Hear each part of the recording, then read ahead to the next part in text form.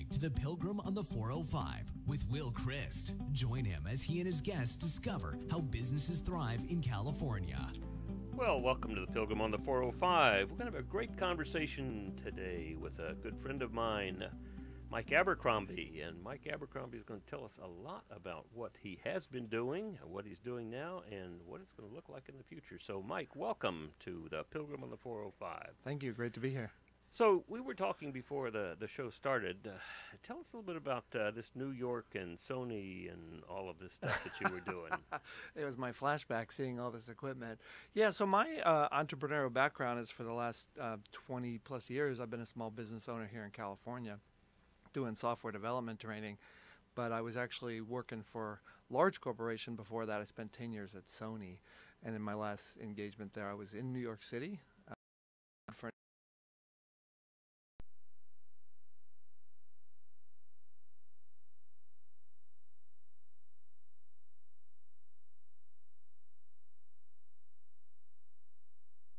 So your business, when you came back to California, was? We were focused on educating software developers. It was actually born right here in Orange County because I started the company, which was called Develop Mentor, with 5 guys that were in the PhD program in computer science here at UCI. And we saw an opportunity in the corporate market to do really hardcore technical training that wasn't really available at the time. This was circa 1993, and brought those guys together and just had a really good run out of it. Well, you know, interesting, in 1993, I was writing user's guides for Toshiba. Oh, sure. And I did that for 5 years, and then created some products of my own. That's part of my background. But now tell me, you were training software developers to develop. Correct. What are some of the things that were produced? Well, if you think about the evolution of technology, it's changing very rapidly. But there's programming languages that are involved. There's different operating systems and platforms. There's different APIs and so on. And as those things are changing, the workforce has to get reskilled each time. So customers for us, we were a small entrepreneurial company, but we were serving large corporate enterprises. So banks, financial services, technology companies here like Qualcomm and Microsoft and HP, they all have a large cadre of developers that have to keep up and then get reskilled as the projects change and implement new technologies. And that's what we would teach classes on. And it was all classroom-based, hands-on training was how we did the work. It's amazing. I thought that once someone became a developer, learned the language, it's like going through, jumping into the pool. I mean, you're there.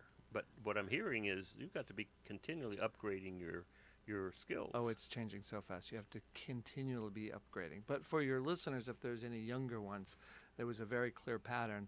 Those that took the time to get a CS degree, computer science degree from a university, to understand the underbelly of how this stuff actually really works, they could adapt very fast, very easily, in perpetuity. The others struggle a little bit. So now you have moved from that to a new venture. I did, So yeah. tell me about it. So in 2015, I sold that business to another large corporation that was a large IT training company. And as I was in the last years of that company, I was introduced to EOS, which I know you're familiar with as well, which stands for the Entrepreneurial Operating System. And when I saw that, and I saw this framework for managing an entrepreneurial business, I kind of had a aha moment. Aha number one was I saw every mistake I made as a business leader in living color because I didn't have the tools to solve some of the issues that I had.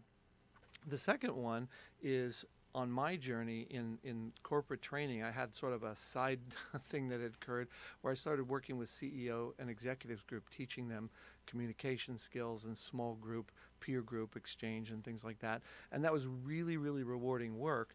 But not only EOS was a very powerful framework for managing the business, which resonated with me, but I've long wanted to do more with executive groups and entrepreneurial teams. And when I realized that businesses are using implementers to come in, work with their teams to implement the system, it was very clear for me instantly that once I completed my business time with my business and I was fully exited, that's where I wanted to put my attention. So tell me, when you said every mistake, what were some of the mistakes that you made? Oh my gosh, several of them. I mean, certainly around, I would say the two big ones that jumped off the page was one, people. We're constantly hiring. For those of you listening, it sounds like we have a fire drill going in the building here. But, people was a big one. You can't get your vision achieved. You can't make your business successful without the right people. And you actually need to be fairly systematic about it. I found historically I made too much of those decisions on emotion and gut and referral and didn't really have an objective way to assess them, retain them, and so on. And so when I saw the tools for that, it was like, wow, I was doing it ad hoc. I was doing it by rote. I wasn't systematic about it. And that would have created so much, it just would have been a much better environment for me. So the people was one. And it was not uncommon. We did it regularly where we would meet with the management team and do an offsite and create a plan and have a strategy to go at things. But my experience was reality always had a different plan. And so as soon as reality kicked in and something was missed or there was a new challenge or circumstances changed, we weren't systematic at bringing that back to our plan, squaring it with what to do next. So there was ways in that EOS framework that I saw that, wow, I wasn't doing that, and that made it more challenged to execute. So back to talking about people. I often hear people say I made a mistake. Sure. And maybe one time I make a mistake, but when that becomes a series of mistakes, they're not really mistakes anymore. I mean, we're really picking the people that we have a system, whether it's a conscious system or not, but whatever we're doing to bring those on, that's not a mistake. It's just an ineffective way of trying to get to where we want to get to, and we're not getting there. You're not getting there. And so I think that's really important. It seems to me that this whole notion of mistake, we're afraid to make a mistake, but the reality is we really learn, or we have the opportunity to learn from the mistakes we make. Oh, absolutely. If you learn. If you take that lesson, if you quantify what went wrong, what could be better, and you fold that back in, you improve your processes, you improve your system, and you spread those lessons throughout the organization so the mistakes don't become institutionalized, but rather the wisdom becomes institutionalized, then they absolutely serve you. But you got to be systematic about doing that. Well, I think that systematic piece is very important, because what I've observed is when people, I mean, I think the research shows us that 82% of the problems we have in business is related to people. Yes, right? I would agree. So when people, when someone hiring hires someone and they don't work out, then one of the things that they can do, which is not very helpful, is to assume that they made a small mistake someplace, right? The reality is, if they don't have an effective system that works every time, then going back and trying to fix that one problem next time is not going to get us where we want to go. No, that's right. And I think one of the things that I saw, particularly when I was introduced to EOS, was removing the emotions and getting more objective about it. People are the most important part, but we're emotional beings. We have a visceral response when we meet people that we like or we dislike. We interact with them. We have reactions to that. And the emotions that we go through really influence those day-to-day reactions, from that first introduction at the interview to on the job, interaction with the team, and ultimately to replacement or termination, wherever that journey leads. But if you can have an objective system that strips that out so that you can look at it along with other people on your team that says, is this person on one level the right skill? They can actually perform the job. Do they have the natural ability to meet and perform the tasks that the business needs, coupled with things like softer things like core values? Does this person actually share the core values that really represent the kind of organization we're trying to build here? Do we want to be with this person? Do they fit in? Can their contributions help us endure this culture we're creating? And in the EOS world, as you know, we refer to that as right people and right seats, and you've really got to have both. And when you have a way of doing that, you can actually make a meaningful assessment on both of those, and then it's much more objective, and it's just so much easier than the shoot from the hip and the gut and letting your emotions sort of drive things. Well, I think one of the pieces is that the one person in that interview who really has a vested interest in this is the candidate. Oh, absolutely. And the candidate has his own system, his own techniques, his own patterns for getting the job.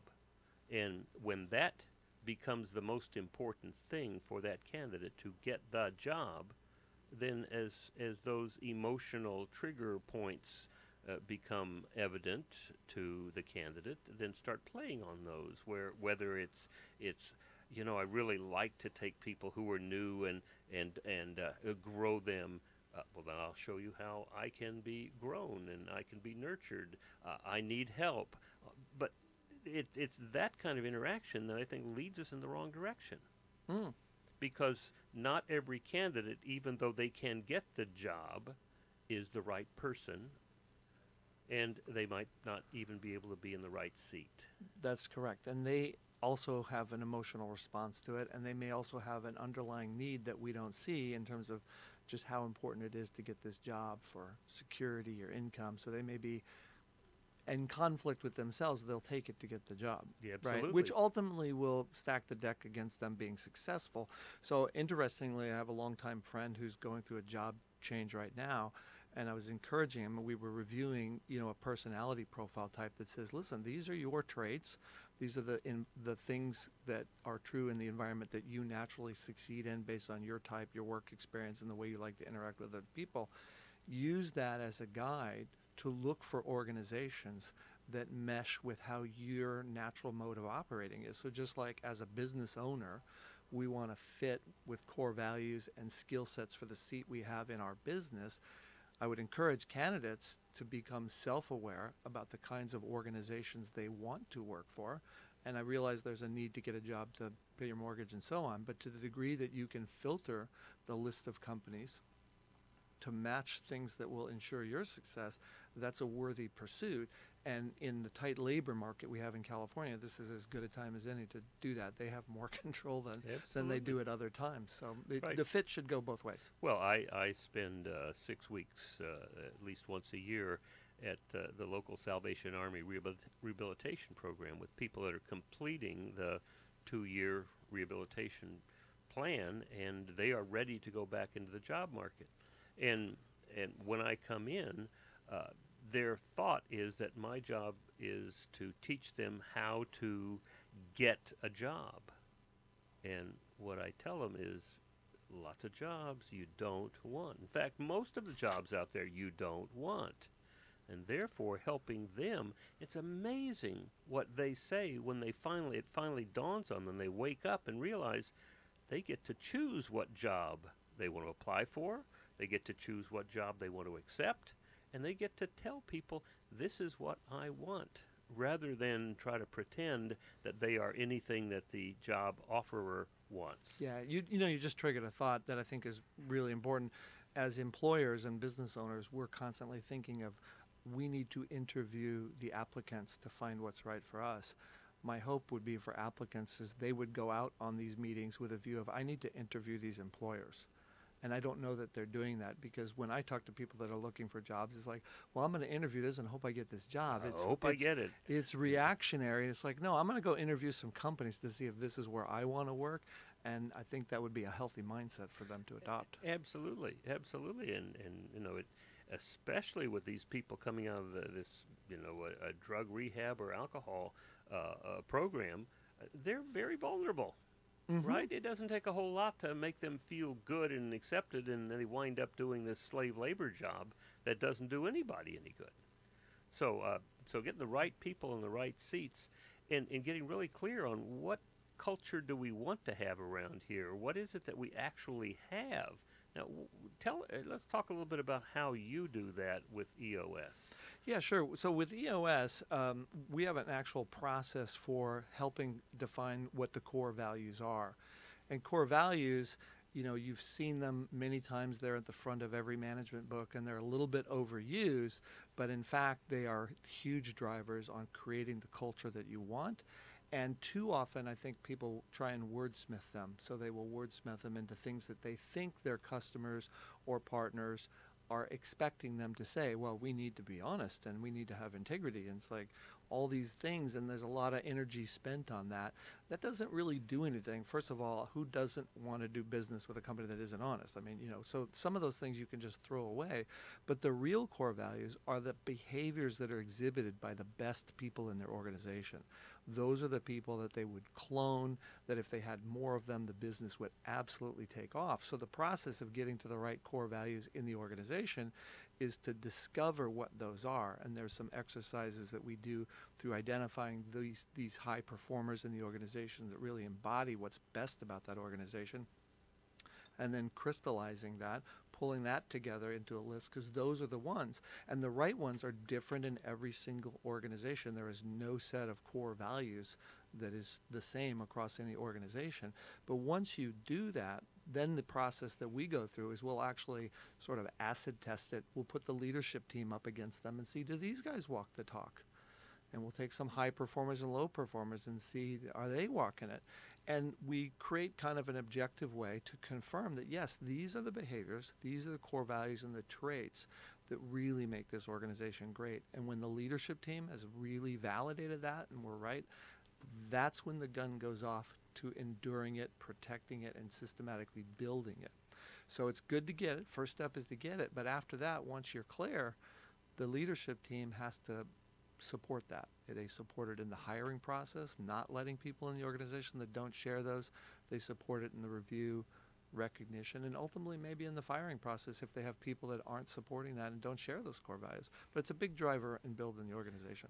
Well, one of the things that I find in my EOS practice is when the leadership finally dawns on them that they can create the culture that they want, and that it's not just a matter of having to put up with, but that they're actually in charge of creating, sustaining, and extending that culture throughout the company. That's right. Yeah. And when the culture is aligned, everybody wants to work there. The energy is pervasive. It shows up in the interviews that they're doing with applicants. It shows up in the interviews with culture. And in the tight labor market where you're trying to recruit, once you become known for, or people that meet people in your organization realize that's a place people really like to work, it just puts gravity in your favor in terms of recruiting and retaining applicants. Well, it was very interesting when Aaron Beal introduced me to EOS. The way he introduced it to me was, this is you, Will. Oh, interesting. This is you.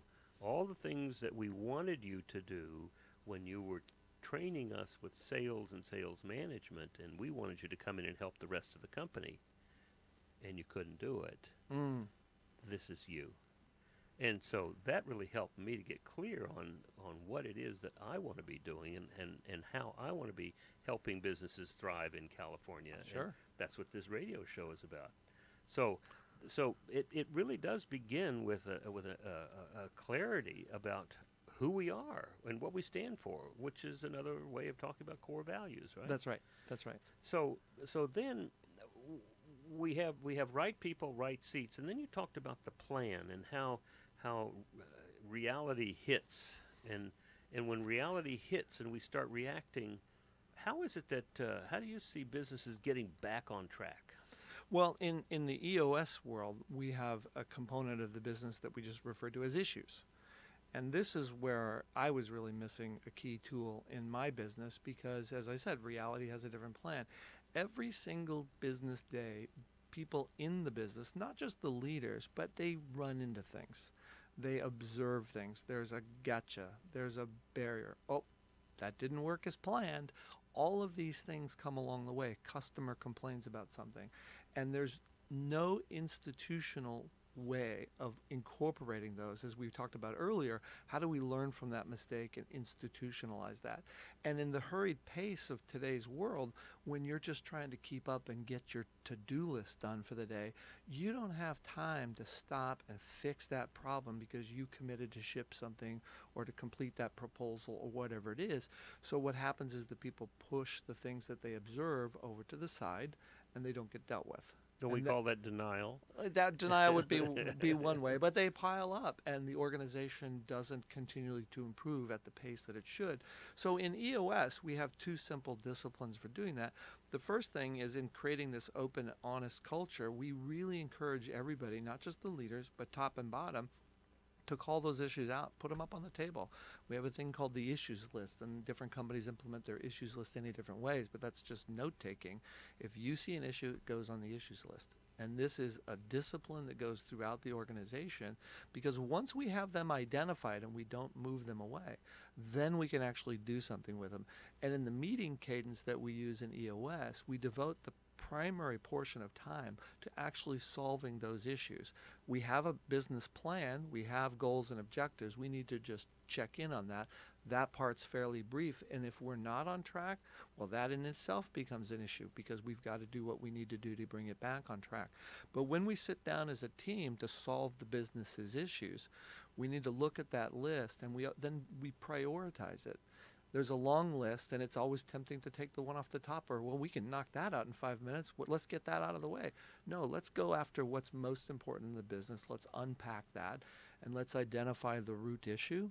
We do that. Then we have a discussion that includes all the input around the table, and from there we move to a solution. When that one's done, we do the next one. But this process repeats, and we keep the team focused on cataloging the issues in the issues list, and then having a systematic way to actually solve them, work through them, and then the solutions are put out as actions and changes in whatever process. And what I see happening is when we don't have a place to put those issues on the table, and this is not a suggestion box. This is actually dealing with the issues face to face.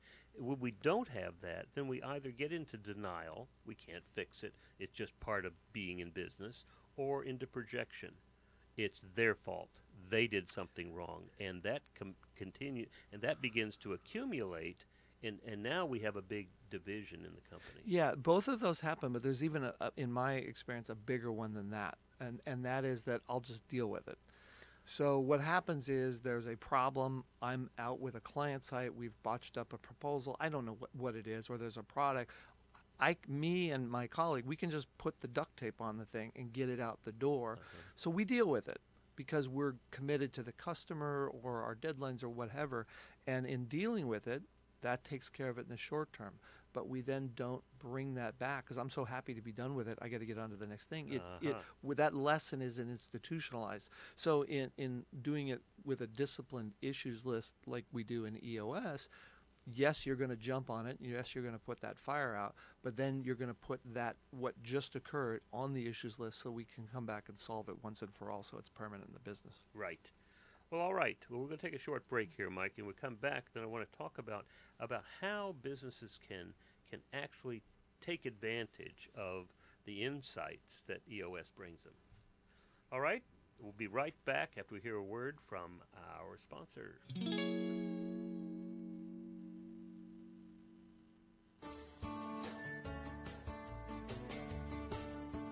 Hi, it's time for another tip from Sandler Training. Traditional sales training teaches techniques on how to eliminate stalls and objections. Some are fancy sales moves, while others are programmed responses. Sales is a conversation, and I don't know how you can memorize every possible response for every sales situation. Also, the prospect has usually heard these responses before and has been turned off by some fancy sales move. When you really think about it, the only person qualified to address the stall or objection is the prospect. Ask the right questions, and you will eliminate stalls and objections. And that's another tip from Sandler Training, finding power through reinforcement. Well, welcome back to the Pilgrim on the 405. We've been talking with Mike Abercrombie and exploring the problems that businesses have that get in the way and keep them from thriving in California, and probably not just California, but any businesses. And what we've been talking about is ways of getting clear about the culture, getting clear about the values, getting the right people into the organization, and making sure that they're in the right seat where they get it, they want it, they're capable of doing it, and they can do the things that particular job requires of them to do. And then we talked about how to have a way of coming back to our plan. Once we have a plan for how we're going to move when reality steps in with all the issues that are there, how do we go about doing that? Now, Mike, what I want to do is explore how a company who might be feeling some of these issues here, if they were to talk with you or me or any of the other 190 implementers around the country, what would that mean to them? How do they go about dealing with some of these issues with using EOS?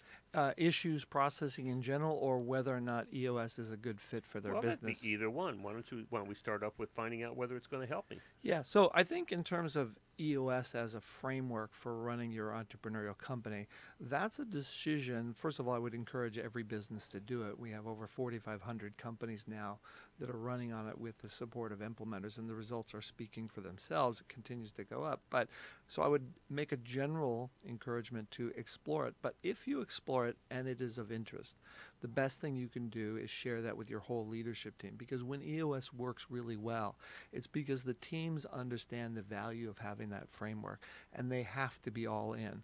Where a framework like EOS will struggle is in a lifestyle business with an owner who really isn't that focused on growth or execution. It's throwing off enough cash. They're comfortable. Comfort isn't a good thing, right? So if you can share it with the leadership team, and the leadership team can look eyeball to eyeball and see the value of it and say, this is a good way for us to operate the business. We see how we can engage with the process. We can see how the results are going to be derived from this and how it's going to improve our coordination and execution. Once a leadership team is all in that this is a good way to run, then you've got something that sticks and lasts for years. All right, so let's suppose that the group says we want to do it. How do they begin to incorporate this? How do you find, I mean, we know about the process. Maybe we can share that with people, what the process is. But then I want to talk about how a company begins to make good use of that process. So it becomes not something they add to their business, but it becomes a way that they run their business. And with entrepreneurial teams that are using EOS, we have a specific way of rolling it into the organization, again, only after the leadership team is all in on that this is a good way to run it. And we take a slightly different approach.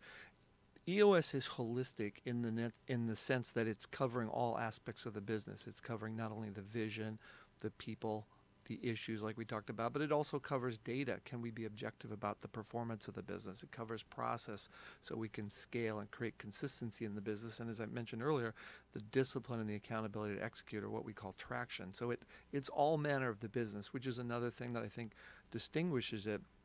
So instead of what a lot of other things will do, like if you read a management book, I had lots of books on strategic planning, and I would have a consultant that we do a great offsite, or there's a book on culture. All of these are piecemeal segments that are important, and EOS will pull the whole thing together. But the way we do it with companies is we don't start with the vision. And that's one of the most surprising things when companies look at it.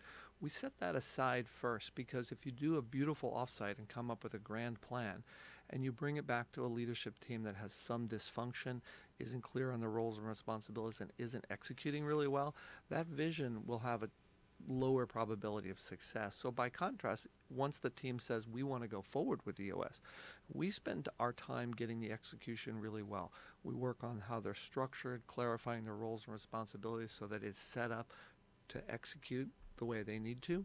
And then we set our short-term priorities. We get them into a meeting cadence, which pulls it all together and improves their communication. We set up that data component for the scorecard, and we let them work with that for a few weeks. And over the next few weeks, they really start to refine how they work together. That is like, the analogy I use is a conveyor belt. We get the conveyor belt moving, and they get comfortable with that. And once that pace picks up, then we lay in the vision part. What are those core values that we talked about? What's the focus of the business? What's our go-to-market strategy and our 3-year picture and 1-year plan? We start bringing all those down, but bringing those down into a team that's executing really well and is disciplined and working well together. Now we have the tools to get that vision fulfilled. Yeah, in the many years that I've worked with companies, very often there's a book that they're reading. and the book has these great ideas, and so we're going to implement these great ideas. And very often it comes from the visionary who's picked it up and says, this is where we're going to go. But they're really, those books really don't have an execution plan, do they? No, they don't. And for your listeners that may not be familiar with EOS, you said the book often comes from the visionary. A visionary is somebody in EOS that we refer to as, they're usually the creative spark. They're often the founder. They're the ones that are generating ideas. And so one idea might be, hey, my buddy told me about this book, and this book comes in. And these books are great. There's so many ideas. Some of them can be complicated. Some of them can be isolated because they don't connect to other things. I mean, I think, yes, and I did them. I have a whole shelf of them. I have several indeed. shelves of Yes. them. And I brought them in and I tried them. But where I struggled was the book on strategic plan didn't tie to the book on culture building or the book on execution. There was no way for it to hang together. And each of them were 300 pages, right? So what I liked about EOS and what really drew me to it was that the tools are simple. There's no rocket science. This is dead simple stuff, but time tested. But it's holistic in the sense that it pulls it together. So yes, we have to create a strategic plan. We have to know where we're going, and we have to create that culture. But if you don't connect that up to the people in a discrete way that's linked, it connected up to your core processes and how the business runs, then connected up to the discipline and the data on how it's using and the issues, you don't get the results. So rather than read all these books and attempt to cobble them together, you can just focus on EOS, and it's really simple. Well, isn't that what Gino Wickman, the founder, did? I mean, he literally cobbled together all of these pieces. And what I understand is he went and studied with Patrick Lencioni, went Dan Sullivan. He went to all of these experts in their narrow field and began to pull them together, number one, to have a holistic picture, and then to put together a way over a couple of years for a company to actually live into this. Yeah, I like to think of it, Gina saved me a lot of time reading. Yes, yes, yes. You know, and another analogy that I use when I try and describe the work that he's done, you know, Tony Robbins, motivational speaker, you know, the net sum and my impression of his work, having seen him, is that he read every book known to man in the form of human psychology and distilled it down and made it accessible. And that helps us. That's why his performance improvement programs and whatnot are so popular, because it just nets it all out for us. But if you look in the world of business, that's Gino. Gino has read every management book known to mankind, took the lessons from Jim Collins and Patrick Lencioni, all these people, and managed to distill it down into a simple framework that's accessible for an entrepreneur and a business owner. And why that's important is people start their businesses because they see an opportunity or they're passionate or they have a talent around a product, and they're entrepreneurs first. They know how to do their widgets or produce their products or services, and that's what gets them up every day. And all the things you got to do to run a business when the business starts to take off is like a whole thing you're not ready for. You're not educated for. So rather than have to run up and down the halls of the bookstores and read all these things and go to training classes and do all this stuff, here's a framework. Gives you everything, soup to nuts, that you're going to need. Follow the steps. Incorporate your leader team. It just distills it down and makes it easy. You did a great job at that. Well, and I mean, I wanted to mention one thing about an experience that I had. I introduced a company, was invited in to introduce a company and their leadership team to EOS, and at the end, the owner said, "This is really good. We appreciate this, but I'm going to send my people to Tony Robbins." Interesting.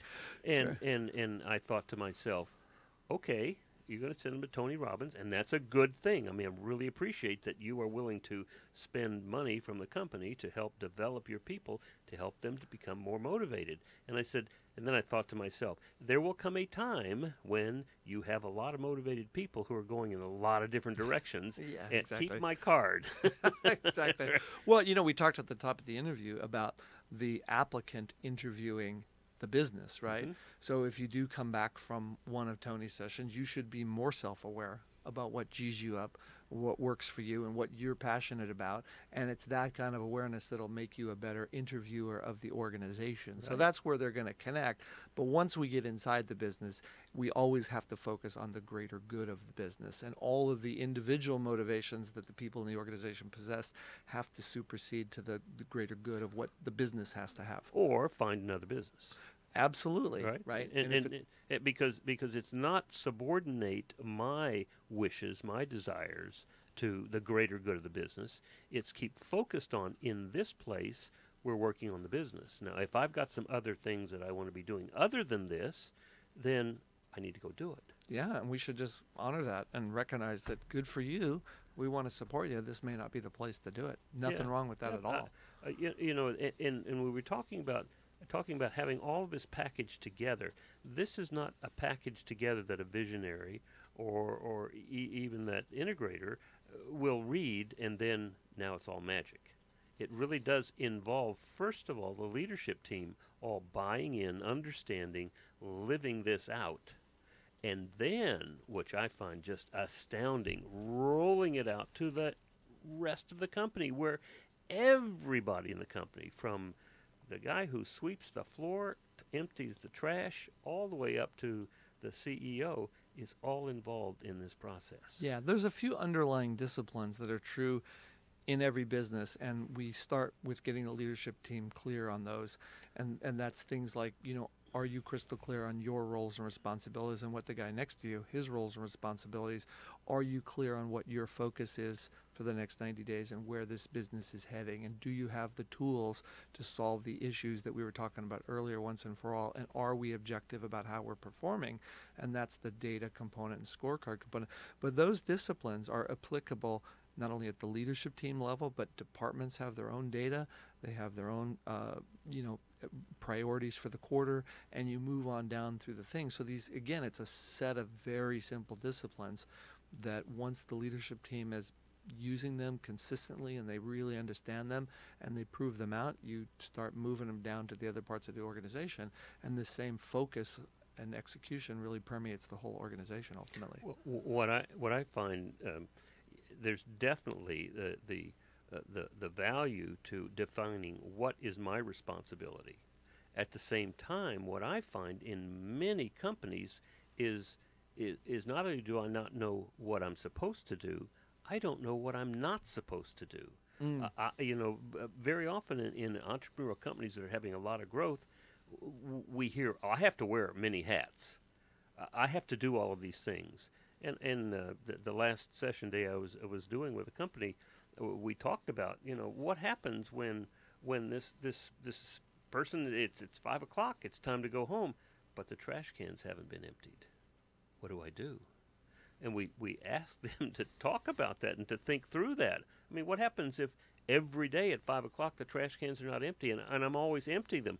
Eventually I'm going to begin to resent that. Yeah, we call that an issue, by the way. Well, that's what I was going to say, is what they learned is, yes, I can empty the trash can today, but that becomes an issue that we have to get on the table rather than allow me to just resent it and begin to project out that, somebody's doing something wrong because it's not getting emptied. Yeah, that's right. So the trash can's one small grenade, but you throw yourself on it a few times, that's not any fun. So we got to systematically figure out how to do it. Yeah. Right. That's exactly right. So that's just putting it on the issue. It's a good metaphor for, obviously this happens at much greater scale than the trash can, but let's bring that issue. I've had to do it 3 times, and the fact that we don't have a way of doing it, that's a core issue we have to solve.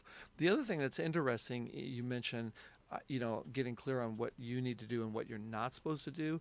The way the organization is structured is documented in such a way that you know what the other people are doing. And that's often missing in fast-growing entrepreneurial companies. Is I'm so focused on getting my stuff done, I don't know what the left hand is doing if I'm the right hand.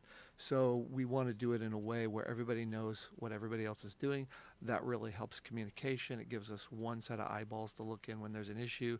Just makes things much more efficient. We talk about keeping the circles connected, right? Yeah, keeping the circles connected. And I think, a concept that's underlying that you and I are familiar with working with EOS that your listeners may not be familiar with, that I find very profound when I'm working with teams, entrepreneurial teams grow around a founder. They bring in, sometimes they start with family members or just somebody they know from their last business. And this thing starts to take off as they build a team. And the result of that is that they organize and they structure the business around these people. Well, Joe can do these things, and Will can do these things, and Mike can do these things. And you start clumping it together. But they haven't stepped back and said, well, if we're this business at this size and this scale with these goals, how should we structure this so that we have organizational clarity and it's as simple as possible and we're efficient to execute on what our goals are, and we do the structure work before we put the people in. And that's the only way to confirm, like you were mentioning earlier, right people, right seats. That's the only way to assess if they're in the right seat, is if we leave them out and design the seat for how the business needs to perform. So in EOS, we do a structure first, people second. And for entrepreneurial companies, particularly if they've been running for a while on a group that they've built up, this is like you just ran the bull right through the china shop. They've never stopped to do it this way. But it's very clarifying because it forces them to think about how the organization is set up and how those operations and that structure squares with what they're trying to get done, squares with the focus of the business, the customers, and so on. Well, and it also begins to look at all the processes that go about helping us get to the place where we have the vision, right, where we want to go. And as we do that, then every individual person becomes equally important. Correct. And that is such a dramatic change when we begin to understand that if that trash can isn't emptied, right? Now, it might seem a trivial thing, but that may lead to enough resentment for an important person to finally say, I'm out of here. That's correct. Which will have a big impact on the company. Yeah, your story about the trash cans bringing to mind another one that Mike Payton talks about. You may know this, but at the end of the day, what a framework like EOS is supposed to do for any entrepreneurial company is get everybody in the organization fully engaged on where they're going and what their part in it is. And I think EOS or not, that's something every entrepreneurial company should have. One of the components in EOS, which I've talked about, is what's the focus for the next 90 days. And as you know, we call those rocks based on the Stephen Covey time management thing of putting the big rocks in first. And one of Mike's stories, which just came to my mind as you were talking about the trash can, is one of his clients had a lot of cement trucks. I guess they had 40, 50 cement trucks. And the leader of that organization, as he was showing him EOS, he said to him, he says, well, I got 40 guys driving cement trucks. Why do they need rocks? Like that's their job. They don't need a rock. It's the same thing every day. And Mike's answer, which I thought was really brilliant, he says, listen, a cement truck driver with a rock, meaning something to focus on in the 90 days, is worth more to you than one without. Now, while it seems simple, it's that hook of that driver out there being fully engaged on what that business needs him focused on in the next 90 days. And that's really getting it engaged at the lowest levels or, throughout the organization. And I found it profound. And what's going to happen with that rock is that cement truck driver is going to discover he can accomplish that. Oh, yes. And all of a sudden, that's my contribution to our vision. That's correct. And once I accomplish that, then the next 90 days, I have another one to accomplish. And it's progressive. Because why do people leave? People leave, in my experience, for one of two reasons. It's generally not for more money. They leave because, number one, there is no more challenge, right? I just don't feel challenged. I have all these things that I can do, and nobody's asking me to do it. I don't feel a challenge. Or I don't feel like my supervisor is on my side.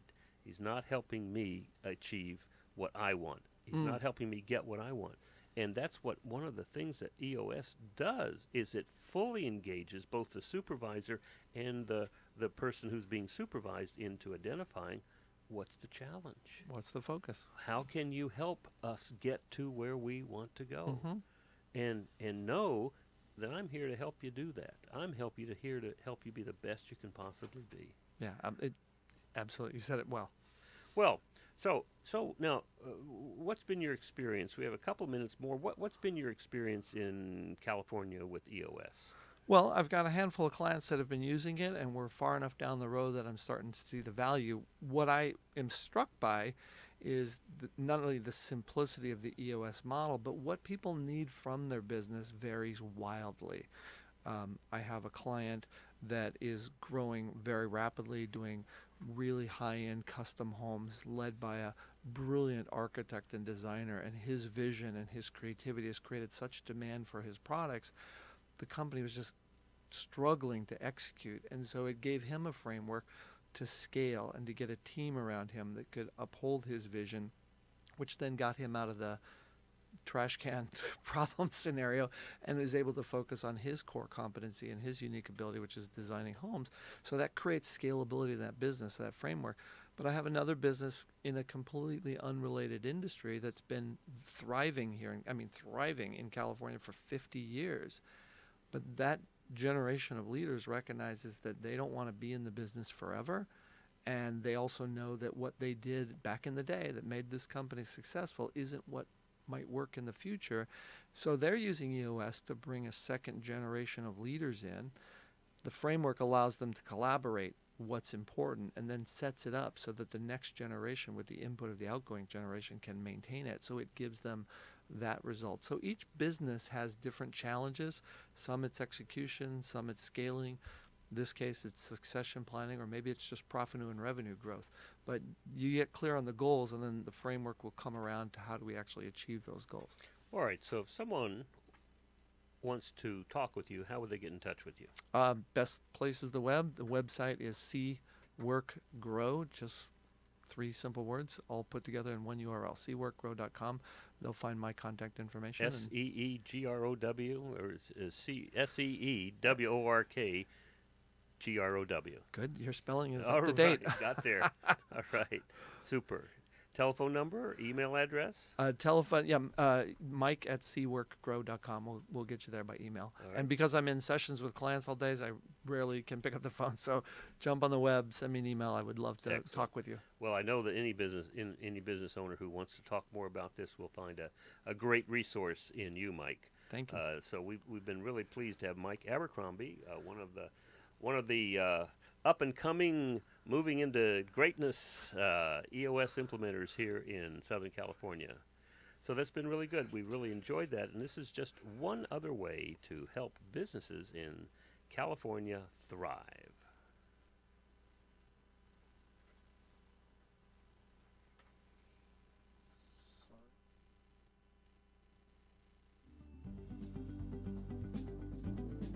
You've been listening to The Pilgrim on the 405 with Will Christ. To hear more of the programs in this podcast, go to www.willchrist.com.